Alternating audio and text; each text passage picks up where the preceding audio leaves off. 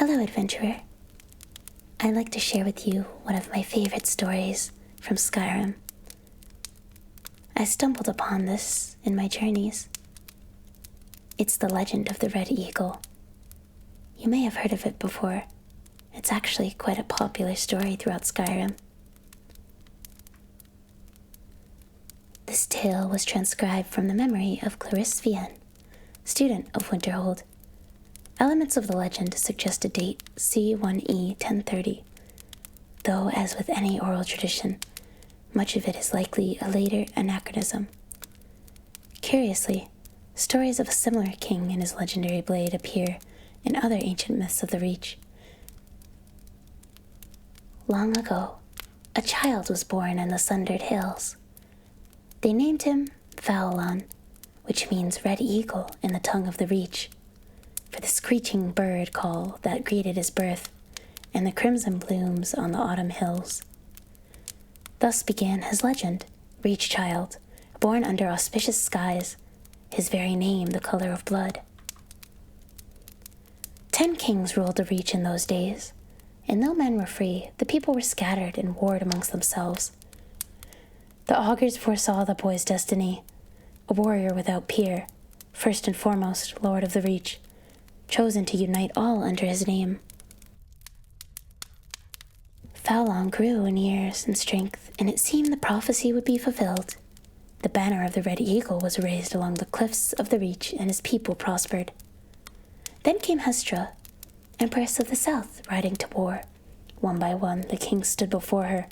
One by one they fell aside, bending knee in imperial bargains, or slaughtered on the battlefield. Her legions came at last to the Sundered Hills, and envoys were sent to bargain for their surrender.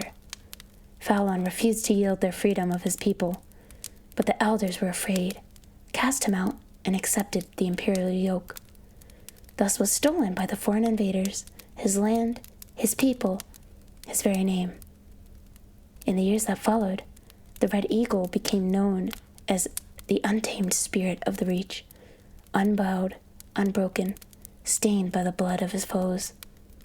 He gathered loyal Reachmen to himself, those who clung to the old ways, those who yearned for freedom, and forged a new nation.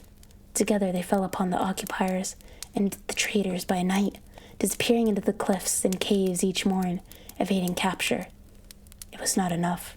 For every imperial patrol and garrison they wiped out, yet more seemed to march from the green south to replace them.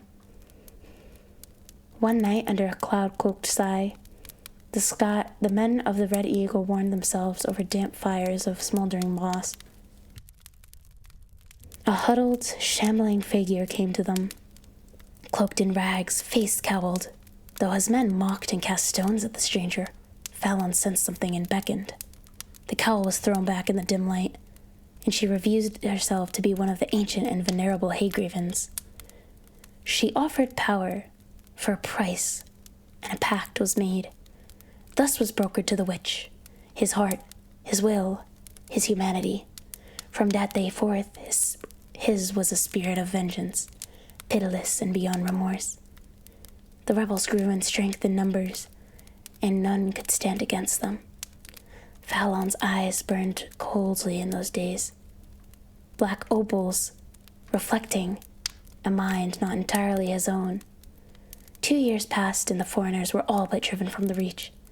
Such peace could not last, however, and a great host fell upon them, a swift army of invaders unlike any before. For a fortnight Hestra's generals laid siege to the Red Eagle's stronghold, till he himself came forth for battle, alone and robed in nothing but his righteous fury. 1,000 foreigners fell before his flaming sword, and the enemy was routed. Yet, when night fell, so too did he. The warriors who came to him said Faulan's eyes were clear again on that final night. He was taken to the place prepared for him, a tomb hidden deep within the rock. With his remaining strength, he presented his sword to his people and swore an oath. Fight on, and when at last the Reach is free, his blade should be returned, that he might rise and lead them again. Thus was given for his people, his life, his dream, his sword. But when every debt is repaid in blood, These he shall reclaim once more. I hope you enjoyed the story. It's truly one of my favorites. And if you're ever coming by again to take a break from your adventures, I come here quite often to read my favorite stories. So, perhaps next time I'll be here and I'll be reading another story from my collection.